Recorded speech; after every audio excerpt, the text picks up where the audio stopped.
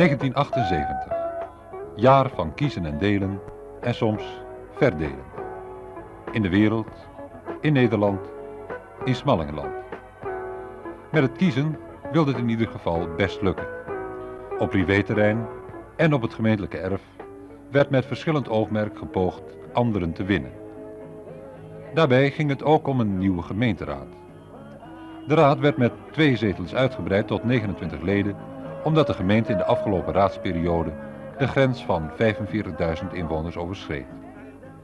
Er was, afgezien daarvan, wel wat te kiezen.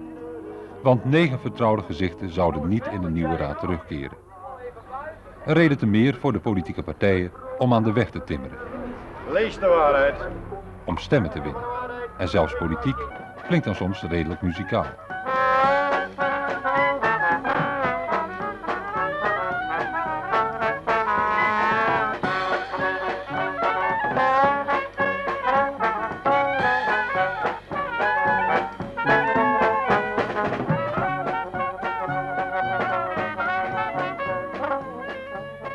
Maar het is allemaal een kwestie van vertrouwen.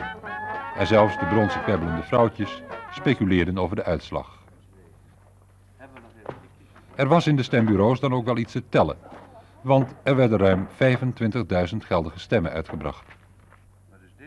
Waarvan op het CDA 235, op de Partij van de Arbeid 267, op de VVD 201... En al wilde een enkele kiezer kennelijk iedereen rood hebben.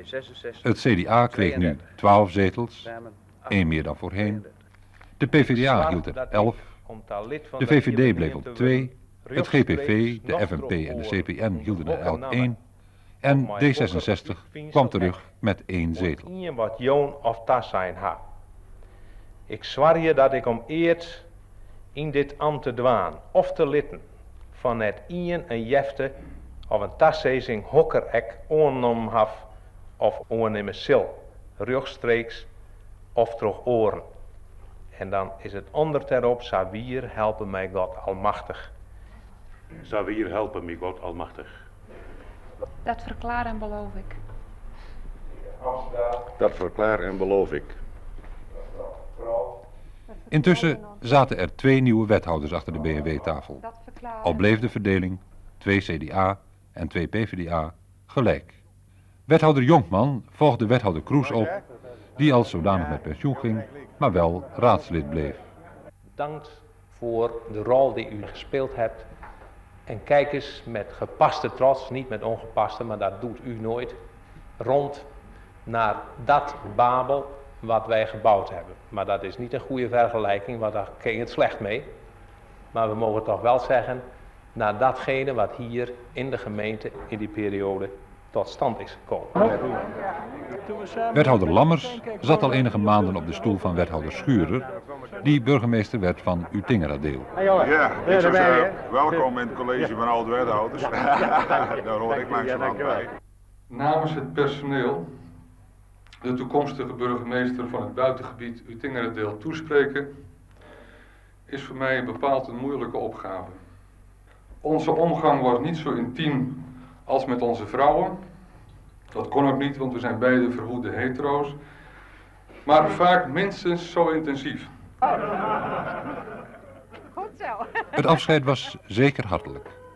Het aangeboden Hyde Report niet bedoeld als het begin van hervormingen in Utingeradeel.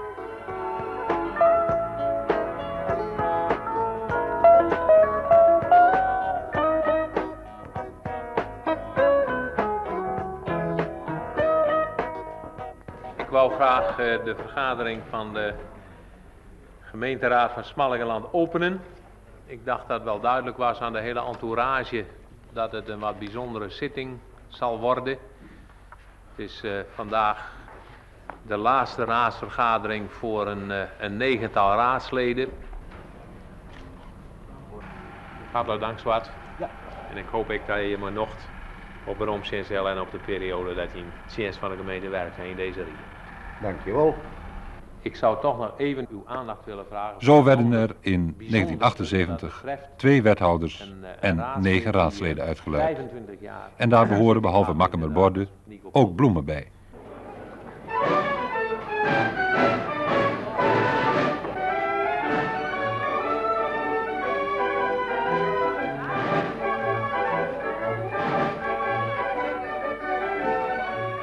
Soms houden mensen echt wel van bloemen. Anders zou de bloemenmarkt overbodig zijn en zouden de provinciale wedstrijden bloemschikken in de Lawei nooit zijn gehouden.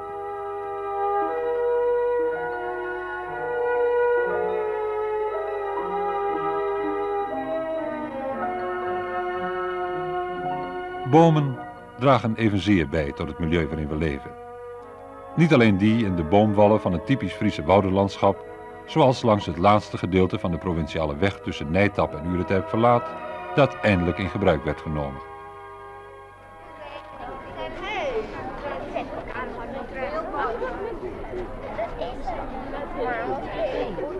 Bomen ademen en zuiveren de lucht.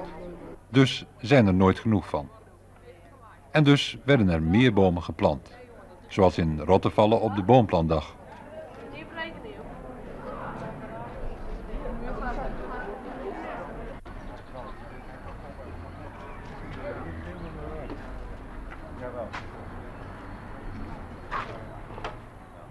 De gemeente plantte bomen in particuliere tuinen in de draai en liet bomen die door de verdubbeling van de A7 in het gedrang kwamen, elders opnieuw planten, onder meer aan de Berglaan.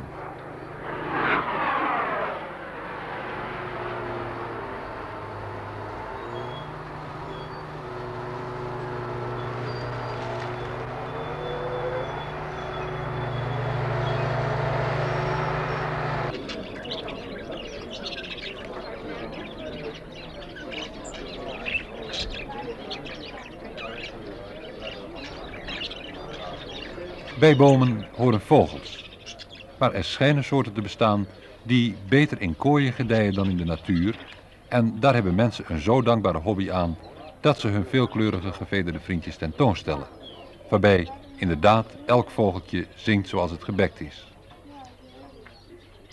Dat geldt trouwens ook voor mensen.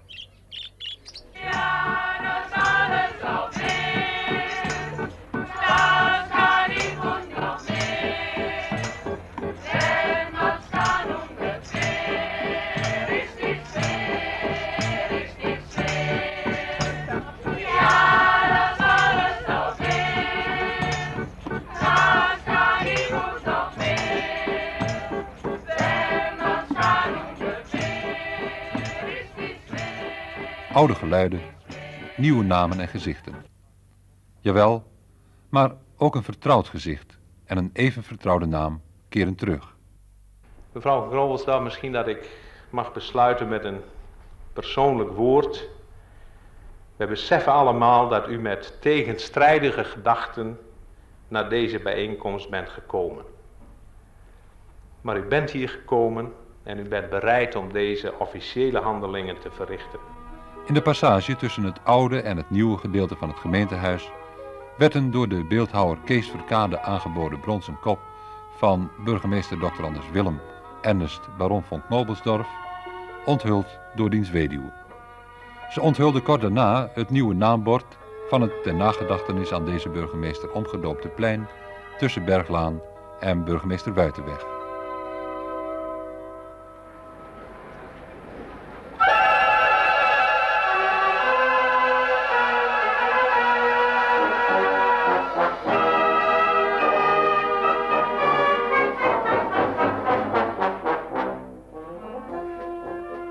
Overigens ligt Smallingenland nog altijd midden in deze bezige wereld en dat had in elk geval tot gevolg dat niemand in 1978 kon zeggen dat er in Smallingenland geen muziek zit.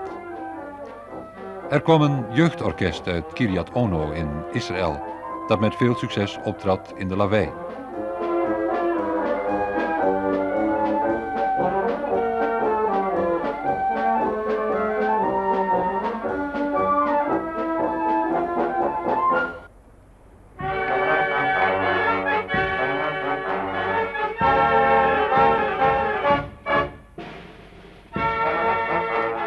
Van de overkant van de oceaan uit de Verenigde Staten kwam een volledige braasband die indruk maakte met hoornen des overvloeds aan geluid.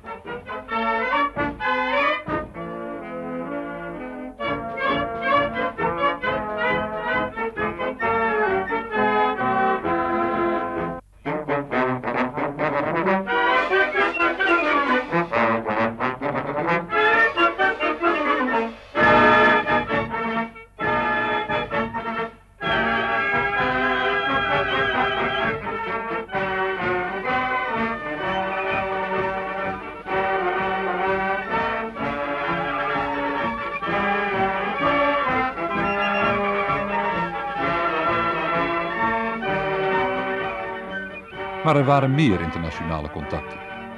Zo werd de eerste turninterland uit de geschiedenis tussen Nederland en China, voor dames, in Drachten gehouden.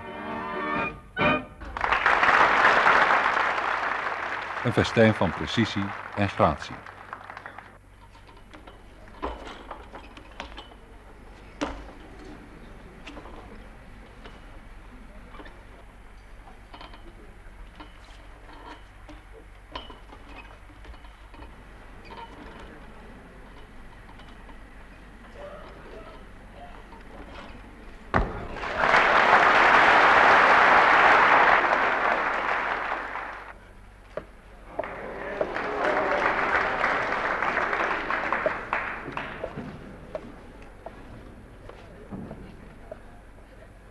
Uit de Verenigde Staten kwamen ook voor de eerste maal 70 studenten van het Wheaton College naar Kortehemmen voor het jaarlijkse European Seminar, een oriëntatie op Europese maatschappelijke, economische en politieke aspecten. Economic planning, which is mostly indicative, not normative or directive as in the Soviet system or Eastern Europe.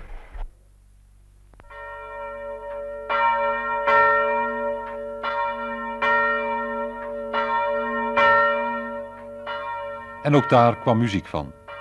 Uit de klokkenstoel bij het uit 1100 daterende kerkje en uit het koor van dit college dat de kerkdiensten opluisterde.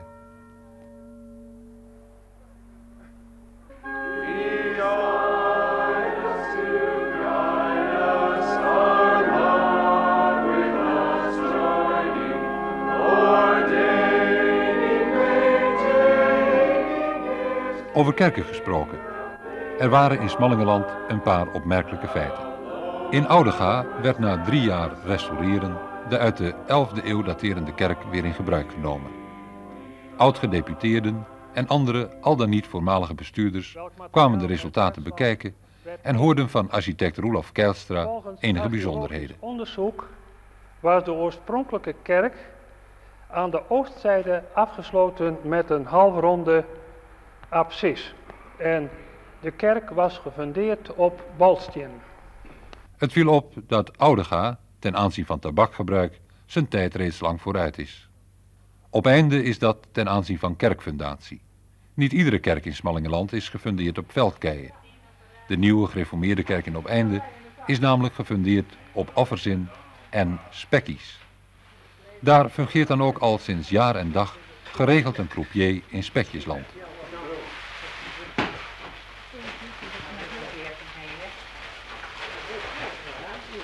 Dominee Thijs Kuiper legt uit hoe het zit. Die oude kerk die te Abrutsen is, die is van 1891 geweest. En ja, goed keer bouwd, maar de meesten hier doen geen centen, dus dat moest wel. Maar ja, staat er gewoon, dan vervalt zijn gebouw. En de gedachte om een nieuwe, dat leeft al 4 jaar.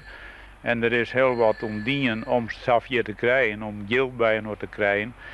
En ja, wij binnen daar nou mee aan een gang. Al een jaar is wat en vooral dat spekje pakken, dat we nodig, het inpakken van die spekjes, dat is een belangrijke zaak, waar er een hoop geld binnenkomt. En we kennen het ook zeggen, in een gemeente wordt er geweldig werkt om dit verder te krijgen en om die centen er te krijgen. Dan hoeft het ik net in 10 jaar, het maak ik al 15 jaar door. De bank is er ook nog en die helft dus wel. Dat is altijd een goed ding. Spekjes inpakken en schapen uitpakken, het gebeurt allebei in handwerk. Dat laatste tijdens de 1-2-3 feesten, waarop oude ambachten werden gedemonstreerd en waarbij vooral aandacht werd gevraagd voor de Zuiderzeespoorlijn.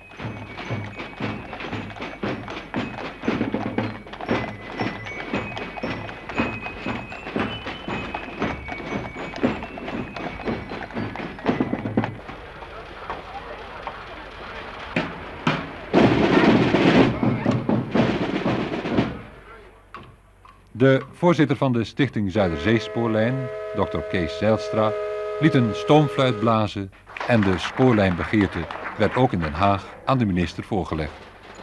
Die zei dat het hier zeker niet over dromerijen gaat, dat geen voorlopig een hele troost is. Daarom bouwde Smallingenland intussen onverdroten voort aan andere zaken. Zo werd er een nieuw dagverblijf voor gehandicapte kinderen in gebruik genomen. Het Bijenhoes, een waardevolle aanwinst naast het dagverblijf voor ouderen, de Zwartsenburg.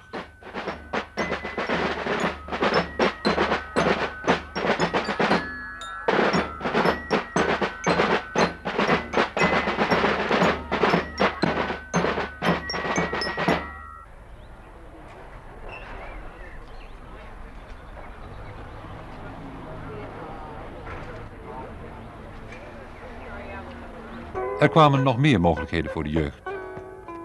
In het bestemmingsplan De Volgeren, dat in 1978 gestalte begon te krijgen als nieuwe rustige woonwijk, werd het nieuwe gebouw van de Schelp, de school voor kinderen met hoor- en spreekmoeilijkheden, in gebruik genomen. Dit instituut vervult een functie voor heel Friesland en zelfs voor een stukje van Groningen en Drenthe.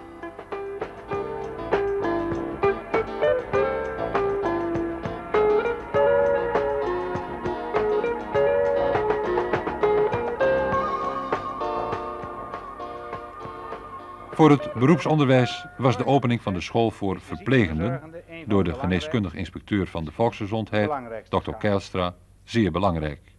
Het is een verzorgend beroep, waaraan, gezien de problematiek waarmee de vertegenwoordigers daarvan worden geconfronteerd, hoge eisen moeten worden gesteld. Hoge eisen van hart en hand. U mag het gaan doen, kom maar.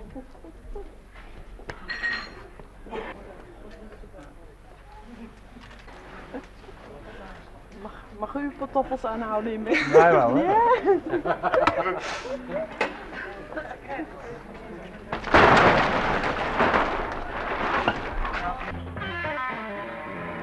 Wethouder Jongstra opende intussen het Centrum voor Werkende Jongeren in een na brand herbouwde boerderij aan de Noorderdwarsvaart. Wanneer er onverhoopt in Drachten en wijde omgeving opnieuw brand ontstaat, is de brandweer daar trouwens beter tegen opgewassen dan ooit tevoren. Er werden 2 nieuwe bluseenheden in gebruik genomen en gedemonstreerd, waarbij de markt even leek te veranderen in een stukje Siberië. In hun gemeente, nou Leeuwarden gaat weer meer naar klein toe, gezien de nauwe straatjes. Alleen dit is dus wel een korte wielbasis, dat we dus wel korte bochten kunnen nemen en makkelijk kunnen manoeuvreren. Wordt die wielbasis groter, dan krijgen wij ook problemen. En maar gezien wij dus uit moeten rukken in de kortst mogelijke tijd met een kleine bezetting, moeten we wel proberen zoveel mee te nemen, want het duurt veel langer voordat het tweede voertuig dan hier is.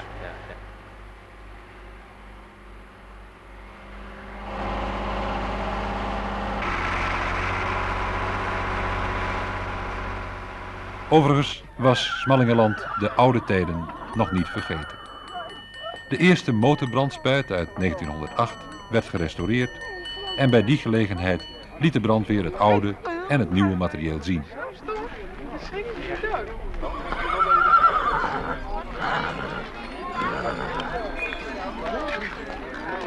Er waren trouwens ook branden waar de brandweer niet aan te pas kwam. Er werd bij Opeinde en Oudega opnieuw gas aangeboord en ook bij Nijega brandde vreugdevol de enorme fakkel van het succes bij de boortoren. Een en ander droeg ertoe bij dat in 1978 de gasputten in en even over de grens van Smallingenland per dag al meer dan 2 miljoen kubieke meter aardgas produceerden. Trouwens, ook het aantal afnemers groeide. Ook op het eiland bij Goingahuizen kregen de boeren aardgas. Dat was te danken aan de koeien. Want toen de Frico besloot een leiding naar het eiland te leggen, onder de Goingahuister Sloot door, voor de afvoer van melk, speelde het gemeentelijk gasbedrijf daarop in en het werd een dubbele melk- en gasleiding. 2 buizen voor melk en 2 vol gas, omdat men nooit kan weten. Melk en gas onder water, maar er kwam meer boven water. Vooral op het industrieterrein bleek dat de groei van Drachten, ondanks sombere berichten van elders, doorging. En niet alleen de nieuwe veevoederfabriek van de KAF rees 46 meter hoog, bijna tot in de wolken, maar er was allerwege grote activiteit. Voor de opening van een van de nieuwe bedrijven voer zelfs de Charlotte Rhodes koersvast naar Drachten, de Oniedenlijn op de smalle Eesterzanding.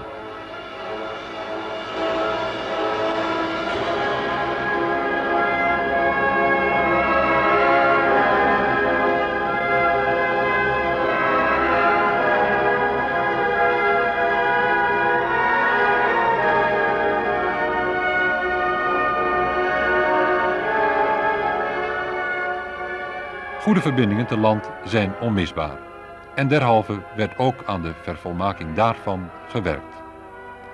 Aan het eind van de Zuiderhogeweg werd begonnen met een nieuwe aansluiting op de Rijksweg A7 door een viaduct. En bij het eind van de Burgemeester Buitenweg, bij het Karmelitessenklooster, begon de bouw van de tunnel waardoor die aansluiting vervalt en het verkeer in de richting Beetzeswaag ongehinderd kan doorgaan.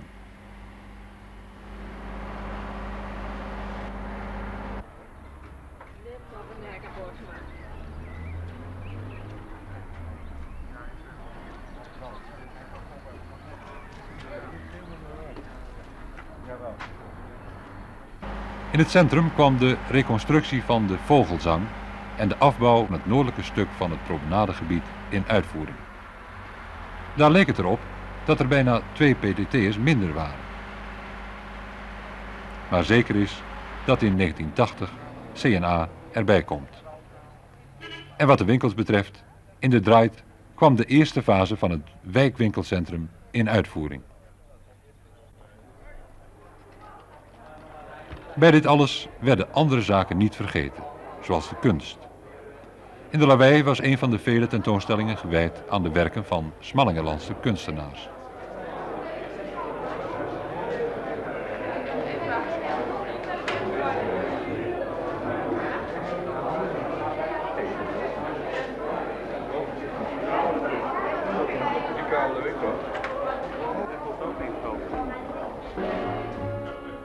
Maar er was ook een tentoonstelling van kunstwerken van bejaarden, die evenzeer een eigen, soms vertederende allure had.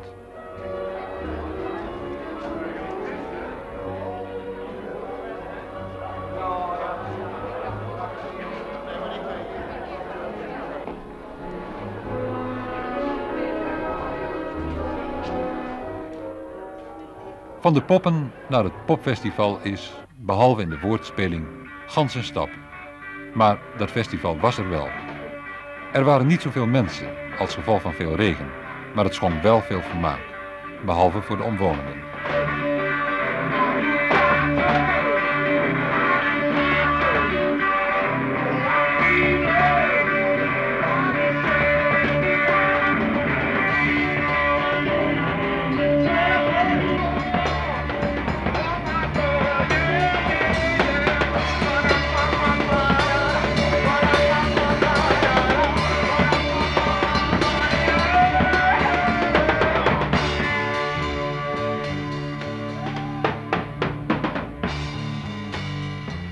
De politie hoefde er niet aan te pas te komen, hetgeen in één opzicht jammer was. Want het optreden van de mobiele eenheid met een speciaal hiervoor aangeschafte bus, met de politie achter de tralies, is soms een manifestatie op zich.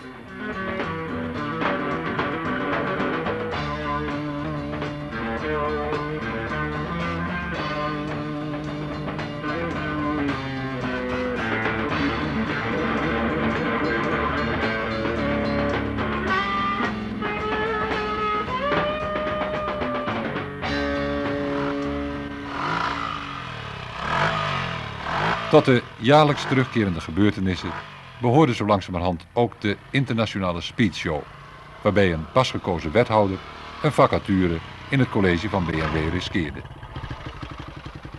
Oh, de merken, die er vroeger in.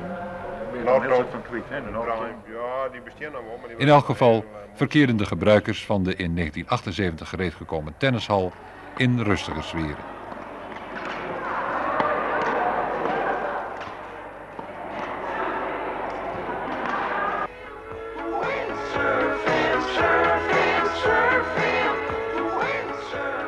Alles samen moet worden geconstateerd dat er in Smallingenland in 1978 weinig in het water is gevallen. Alleen bij de surflessen van de werkgroep Sportieve Recreatie was het soms een leien op de leien.